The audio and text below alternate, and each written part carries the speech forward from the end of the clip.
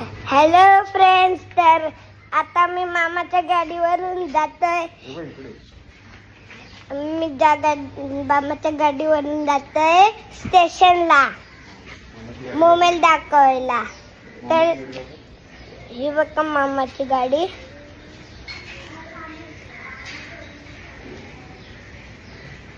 KTM आहे. तर मामा आता गेट खोलायला गेलाय.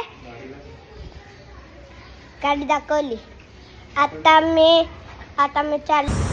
हे बघा मी आलोय मॉल मध्ये. बघा